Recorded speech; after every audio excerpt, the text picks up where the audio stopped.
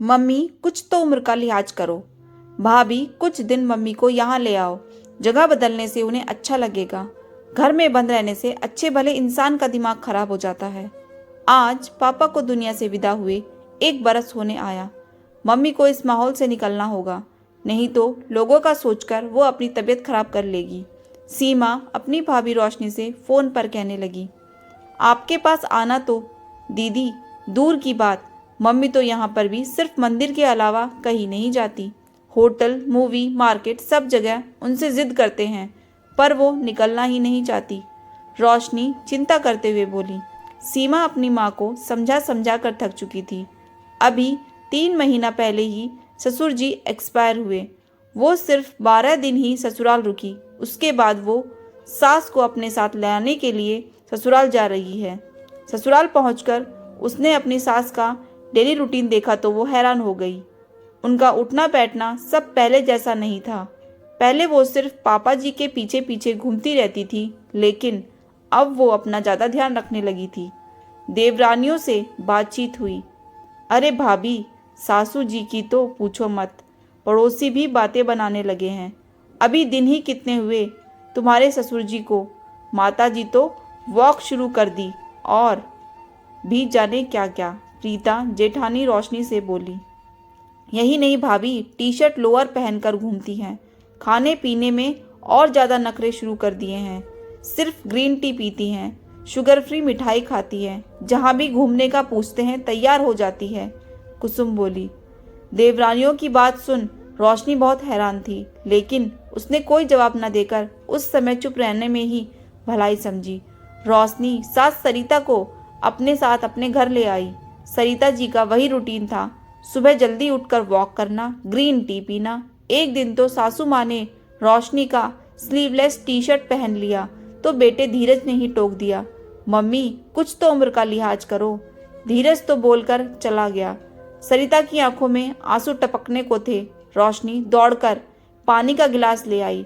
Mummy जी, मैं इनकी तरफ से माफ़ी मांगती हूँ, आप बुरा मत मानिएगा।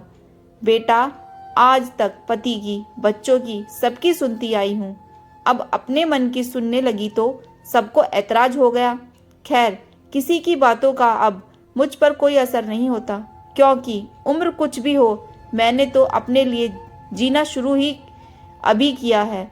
तुम्हारे पापा जी हो या मेरे बेटे, सब ने मुझे यही बताया है कि वो मुझसे क्या चाहते हैं। कभी किसी ने ये जानने की कोशिश नहीं की कि सरिता जी क्या चाहती हैं या माँ क्या चाहती है। तुम्हारे पापा जी जैसे अचानक विदा हुए तो समझ में आ गया कि जिंदगी का कोई भरोसा नहीं। सो जितना समय बचा है उसमें मैं अपने मन की हर इच्छा पूरी कर लूं। पति के शौक या बच्चों का मेरी उम्र को लेकर शर्मिंदगी के बारे में सोचूंगी तो बची कुची जिंदगी भी ऐसे ही निकल जाएगी। इसलिए अब मैंने उम्र को अनदेखा करना सीख लिया। जिसे शर्मिंदा होना है होता रहे।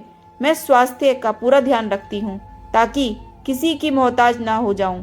टी शर्ट लोअर मुझे बाईपास के बाद से ज़्यादा आरामदायक लगते हैं, सो पहनती हूँ। बाजार, होटल, फिल्में, जहाँ बच्चे पूछते हैं तैयार हो जाती हूँ। पापा बिना मैं अकेले क्या करूँ, जानती हूँ। मेरे साथ चलना कई बार उनको अखरता होगा, पर बच्चे क्यों भूल जाते हैं कि आज जो हमारी उम्र है कल उनकी होगी। ये अकेलापन कितना कचोटता है, ये अभी नहीं समझेंगे। बहू, तुम्हें भी मेरे रहन सहन से दिक्कत है तो बता दो। नहीं मम्मी जी, आप तो मेरे लिए आदर्श हो। आप तो मेरी माँ से मिल लो एक बार, वो तो बिल्कुल जीना ही भूल गई हैं। औरत का बुढ़ापा और पति का साथ ना होने का मतलब उनके लिए सिर्फ यही रह गया है कि अपनी मृत्यु का इंतजार। रोशनी भावुक हो गई। समझती हूँ बहू, समधन जी उन बंधनों से नहीं निकल पा रही जो हमारे बच्चों और समाज के ठेकेदारों ने हम पर लगाए हैं।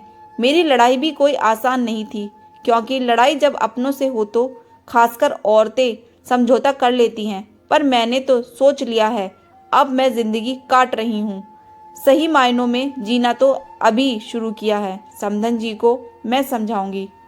तुम तो मुझे अपनी किटी में शामिल करो, देखो तो सही ये औरतें साथ में बैठकर बातें क्या करती हैं। सरिता जी ने उत्साह से कहा। हाँ मम्मी जी, हमारे यहाँ सासों की अलग किटी है और बहुओं की अलग। रोशनी मुस्कुराते हुए बोली, ओहो, अब समझ गई कि ये औरतें क्या बातें करती होंगी। सरिता जी ने कहा, सास वाली किटी में बहुओं की बुराई। रोशनी के वाक्य को सरिता जी ने पूरा किया। बहुओं वाली किटी में सास की बुराई। दोनों सास बहू खिलखिलाकर हंसने लगी।